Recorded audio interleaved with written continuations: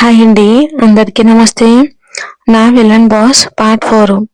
సన్నజాజి తీగల్లా వయ్యారంగా ఉన్న తన నడుంపై ఉన్న చిన్న మడతను చూస్తూ ఉంటే నైగార జలపాతాన్ని అతి దగ్గర నుండి చూస్తున్నట్లుంది అద్వైత్కి. ఎప్పుడూ ఏ అమ్మాయిని అంత దగ్గరగా అంత పరీక్షగా చూసి ఉండకపోవటంతో పాటు ముగ్ధ మనోహరమైన ఆ అమ్మాయి రూపం అతని మంత్రముగ్ధుని చేస్తుంది. అది అందమా లేక స్వయంగా మన్మధుడే చెక్కిన శిల్పమా అన్నట్లు ఉన్న తనని రెప్ప వేయటం కూడా మర్చిపోయి చూస్తున్నాడు అద్వైత్.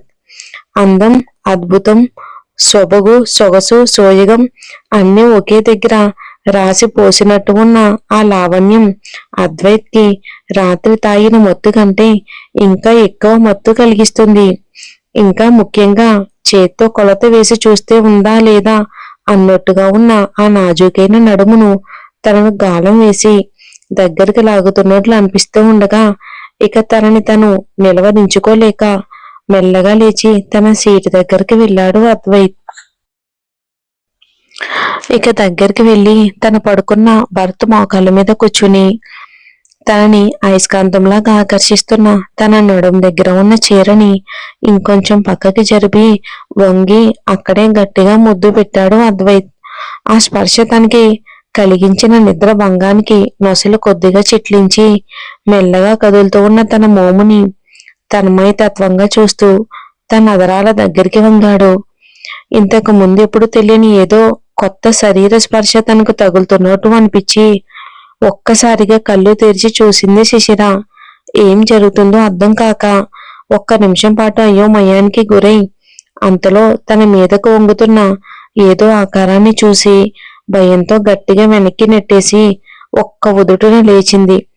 అంతసేపు హంబారీలో సవారీ చేస్తున్నట్టు తనని తాను మర్చిపోయిన అద్వైత్ తను తోసిన ఫోర్స్ కి వెనక్కి పడిన తన తల ఇంతసేపు తను పడుకున్న భర్తకి గట్టిగా తగలగాని ఇక కంకరరాళ్లు పోస్తున్న గతుకుల రోడ్డు మీదకి ఒక్కసారిగా వచ్చి పడ్డోటయ్యింది తన పరిస్థితి. ఈ లోకంలోకి వచ్చాడు అద్వైత్. తన సీట్ పైనుంచి వేగంగా పైకి లేచి శివంగిలా కళ్ళు పెద్దవి చేసి చూస్తూ, ఎవరు నువ్వు? నా భర్త దగ్గర ఏం చేస్తున్నావు? ఇంతకీ నువ్వు ఇక్కడికి ఎలా వచ్చావు? అసలు ఎంతసేపు ఇక్కడ ఏం జరిగింది అని ప్రశ్నల పరంపరలతో అద్వైత్ మీద విరుచుకుంది శశిర. అయ్ బాబాయ్, హఠాత్తుగా నాకేమయ్యింది? ఎప్పుడూ లేనిది ఇంతలా ఈ అమ్మాయి మాయలో పడిపోయానేంటి? దేవుడా, కొంచెం ఉంటే ఎంత పని చేయబోయాను. సమయానికి ఈ అందాల రాక్షసి లేవబట్టి సరిపోయింది. కానీ లేకపోతే నాకే తెలియకుండా ఏం చేసేవాడినో ఏంటో అని మనసులో అనుకుంటూ తల ఎత్తి ఆ అమ్మాయి వైపు చూస్తాడు అద్వైత్.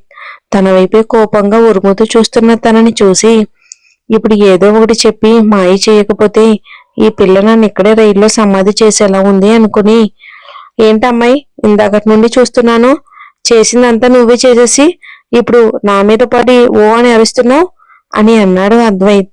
నేనేం చేశాను? నువ్వే నా మీదకు ఇలా ఆంబోతులో వచ్చి పడిపోబోతూ ఉంటే చూసి ఆపాను అంది శిశిర. ఓ, అలా వచ్చావా? అయితే తప్పకుండా మనిద్దరం దీని గురించి కాస్త విపులంగా మాట్లాడుకోవాలి. మరి ఇక్కడ కూర్చో అన్నాడు అద్వైత్. నీతో నాకేంటి ఉప్పర్ మీటింగ్? మర్యాదగా ఏం జరిగిందో చెప్తావా లేక పోలీసులను పిలవనా అంటుంది శిశిర. అది విని తన రెండు చేతులు కొంచెం పైకెత్తి ఓకే జరిగిందంతా మళ్ళీ గుర్తు చేసుకోవాలని ఓ ముచ్చట పడుతున్నావు కదా, నీ ముచ్చట నేనెందుకు కాదనాలి, చెప్తాను విను అని అంటాడు అద్వైత్ తన సీట్లో కూర్చుంటూ. అసలు జరిగిందానికి అంతటికీ నువ్వే కారణం. నా మానాన నేను పడుకుని ఉంటే ఈ ప్రపంచంలో ఉన్న అందమంతా నీ దగ్గరే ఉన్నట్టు, నడువంపుల్లో ఉన్నట్టు అలా కనిపించకుండా చూపిస్తే ఎంతటి ప్రవరాక్యుడైనా తట్టుకోగలడా? నువ్వే న్యాయం చెప్పు, యువర్ ఆనర్ అని అన్నాడు అద్వైత్ సీటుపై చేత్తో గట్టిగా కొడుతూ. సోదాపి విషయం చెప్పు, ఏం జరిగింది అంది శిశిర. ఇంకా ఏం జరగాలి? ఒక వర్షం కురిసిన రాత్రి కాదు సారీ, ఒక రైలు ప్రయాణించిన రాత్రి ఒక బలహీన క్షణాన మన ఇద్దరి మధ్య దిద్దుకోలేని తప్పు జరిగిపోయింది అని ఆగి తనకేసి చూసి, ఇందుకే నీ పేరేంటి అని అడిగాడు అద్వైత్. షటప్, మర్యాదగా నిజం చెప్తావా లేదా నిన్ను ఇక్కడికిక్కడే చంపేనా అని కాలర్ పట్టుకుంటుంది శిశిర. ఓ మేడం, కూల్, నువ్వు నమ్మినా నమ్మకపోయినా నేను చెప్పిందే నిజం. ఇద్దరు వయసులో ఉన్న యువతి యువకులు ఒంటరిగా ఉంటే ఏం జరుగుతుందో అదే జరిగింది. కానీ ఇందులో నాదొక్కడిదే బాధ్యత అంటే మాత్రం నేను ఒప్పుకోను. ఈ స్వీట్ మెమరీలో నాదెంత పాత్ర ఉందో నీది కూడా సేమ్ టు సేమ్ అంతే ఉంది. ఇష్టం లేకపోతే ఏ అమ్మాయినా ఇలాంటి విషయాల్లో కొంచెం కూడా సహకరించదు. కానీ నువ్వు ఇచ్చిన కోఆపరేషన్ మాత్రం నా భూతో నా భవిష్యత్. గమ్మత్తైన ఆ అనుభవాన్ని నేను ఈ జన్మలో మర్చిపోలేను అని చెప్పి అప్పుడే ఏదో స్టేషన్ వచ్చినట్టుగా ట్రైన్ ఆగడంతో తన బ్యాగ్ తీసుకున్నాడు అద్వైత్.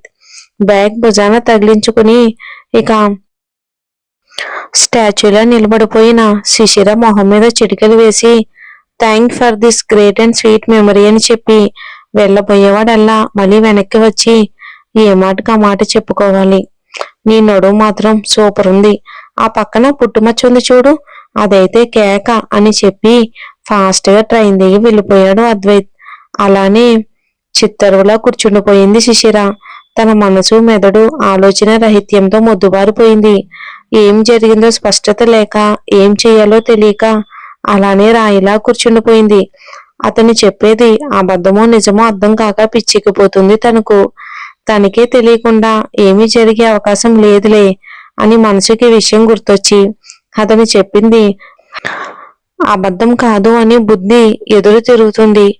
ఎన్నో ఆశలతో అమ్మా నాన్న తన మీద పెట్టుకున్న అచంచలమైన నమ్మకంతో భవిష్యత్తుపై ఎన్నో కలలతో ఈ మహానగరంలో అడుగు పెట్టబోతున్న తనకి ఈ సంఘటన ఆశని పాదంలా ఎదురయ్యింది.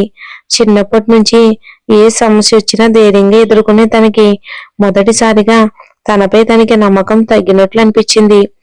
ఆడపిల్ల ఏ సమస్య వచ్చినా తట్టుకోగలదు, కానీ తన శీలం విషయంలో మాత్రం ఎంత చిన్న అపవాదు వచ్చినా మామూలుగా తీసుకోలేదు.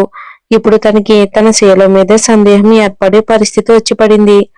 ఏం చేయాలో అర్థం కాకుండా తను దిగాల్సిన స్టేషన్ వచ్చి చాలాసేపు అయ్యిందన్న విషయం కూడా గమనించలేదు శిశిర.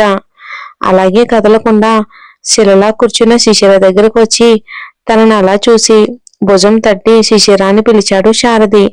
ఆ పిలుపుకి ఉలిక్కిపడి తలెత్తి శారదిని చూసింది శిశిర. ఏంటి అలా కూర్చున్నావు? ట్రైన్ ఆగి 10 నిమిషాలయ్యింది తెలుసా? ఇదే చివరి స్టాప్ కాబట్టి సరిపోయింది, లేకపోతే ఈ పాటికి వేరే ఊర్లో ఉండేదానివి. ఏం ఆలోచిస్తున్నావు అంతగా అని అడిగాడు సారథి. సారథిని చూడగానే ఉవ్వెత్తిన దుఃఖం, శిశిర కంట్లో నీళ్లు. శిశిర ఏడవడం ఎప్పుడూ చూడని శారది షాక్ అయిపోయాడు. తను ఏడవడం చూసి ఏమైంది శిశిర, ఎందుకు ఏడుస్తున్నావు అని కంగారుగా అడిగాడు. ఏమీ చెప్పకుండా ఇంకా అలాగే ఏడుస్తున్న శిశిరాన్ని చూసి సరే ముందు ట్రైన్ దిగుదాంరా అని చెప్పి తనే అన్ని బ్యాగ్స్ తీసి ప్లాట్ఫామ్ మీద పెట్టాడు. మెల్లగా ట్రైన్ దిగి తల ఉంచుకుని ఇంకా మెల్లగా వెక్కుతున్న శిశిరాన్ని ఎలా చూస్తూ ఉంటే గుండె పిండేసినట్టు అయ్యింది శారదికి. శిశిర కేసి చూస్తూ ఇప్పుడు నువ్వు పీజీకొద్దు, రేపు వెళ్దువులే కానీ ఇప్పుడు నా ఫ్లాట్కి వెళ్దామని చెప్పి మొబైల్ తీసుకుని తన రూమ్మేట్ కి ఫోన్ చేసి తన బంధువులు వస్తున్నారు, ఈ రోజు ఇక్కడే స్టే చేస్తారని చెప్పి ఈ ఒక్కరోజు ఎవరైనా ఫ్రెండ్ దగ్గర రిజిస్టర్ అవ్వమని రిక్వెస్ట్ చేస్తాడు. అలాగే పర్వాలేదు, ఇంకో 2 రోజులు ఎక్కువ ఉన్నా పర్వాలేదు. సారథి శిశిర చేయి పట్టుకుని స్టేషన్ బయటకు వచ్చి ఆటోని పిలిచి అడ్రస్ చెప్పి బ్యాగ్ లోపల పెడతాడు. ఏం పట్టించుకోకుండా కామ్గా ఉన్న శిశిరాన్ని చూసి ఆటో ఎక్కురా అని చెప్పి తను కూర్చున్న తర్వాత తను కూడా ఎక్కి కూర్చుంటాడు. ఒక అరగంట ప్రయాణించి ఉన్న ఇంటికి చేరుకోగానే ఆటో దిగి లగేజ్ బయట పెట్టి శిశిరాన్ని దిగమని చెప్పి ఆటో అతనికి డబ్బులు ఇచ్చి పంపిస్తాడు సారథి. పద లోపలికి వెళ్దామని చెప్పి ముందుకు నడిచాడు. తన వెనకాలే బొమ్మలా నడుచుకుంటూ వచ్చి లిఫ్ట్ ఎక్కింది శిశిర. శారది లిఫ్ట్ దిగి తను ఉంటున్న ఫ్లాట్ దగ్గరకు వచ్చి తన దగ్గర ఉన్న తాళంతో డోర్ ఓపెన్ చేసి లోపలికి రా శిశిర అన్నాడు సారథి.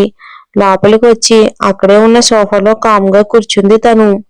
అలా కూర్చున్న తనకేసి ఒకసారి చూసి బ్యాగ్స్ అన్ని లోపల పెట్టి కిచెన్ లోకి వెళ్లి మంచినీళ్లు తీసుకొచ్చి వచ్చి శిశిర చేతికి ఇచ్చాడు. గ్లాస్ తీసుకుని గటగట తాగేసి గ్లాస్ తీసి పక్కన టేబుల్ పైన పెట్టింది. ఇంతలో తన ఫోన్ రింగ్ అవుతూ ఉండగా మొబైల్ తీసి చూసిన సారథికి మామయ్య కాలింగ్ అని చూసి ఫోన్ తీసుకుని బాల్కనీలోకి వచ్చాడు. ఫోన్ ఆన్ చేసి చెప్పు మామయ్య అని అన్నాడు. శిశిర క్షేమంగా వచ్చి చేరింది కదా శారది. ఎంతసేపటి నుంచో తనకి ఫోన్ చేస్తున్నా తీయట్లేదు అని అడిగారు శేఖరం గారు. ఆ వచ్చేసింది మామయ్య. ఇప్పుడే హాస్టల్లో దింపాను. లోపల బ్యాగ్స్ సర్దుతున్నాను. ఆటోలో వచ్చేటప్పుడు తన మొబైల్ కింద పడి పగిలిపోయింది. అందుకే కాల్ అటెండ్ చేయడానికి కుదరలేదు. ఈ రోజు రిపేర్కి ఇస్తాను, రేపటికల్లా రెడీ అయిపోతుంది అని చెప్తాడు శారది. ఓ అలాగా, సరే అయితే ఒకసారి అమ్మాయికి ఇవ్వు, మాట్లాడుతా అన్నారు ఆయన. ఇప్పుడు శిశిర మాట్లాడే పరిస్థితిలో లేదని అర్థం కావటం వలన తను కొంచెం సర్దుకోవటం, ఫ్రెండ్స్ ని పరిచయం చేసుకోవడంలో బిజీగా ఉందిలే మామయ్య. రేపు తన ఫోన్ రెడీ అయ్యాక తనే చేస్తుందిలే, ఇక ఉంటాను అని చెప్పి ఫోన్ కట్ చేస్తాడు శారది. లోపలికి వచ్చి ఇంకా అలానే కూర్చుని ఏదో ఆలోచిస్తున్న శిశిరాని చూసి కిచెన్ లోపలికి వెళ్ళి కాఫీ చేసి తీసుకొచ్చి శిశిర చేతికి బలవంతంగా కాఫీ కప్ చేతిలో పెట్టి ప్లీజ్ తాగు అంటాడు. తలెత్తి శారదాని చూసి ఏమీ అనలేక కాఫీ కప్ నోటి దగ్గర పెట్టుకుంది. తను కాఫీ తాగే వరకు వెయిట్ చేసి పూర్తయిన తర్వాత కప్ తీసుకుని టీ పైపే పెట్టి తను కూడా ఎదురుగా ఉన్న సోఫాలో కూర్చుని ఇప్పుడు చెప్పు ఏం జరిగింది అని అడిగాడు శారది. మరి ఏం జరుగుతుందో ఏంటో వచ్చే ఎపిసోడ్లో చూద్దాం.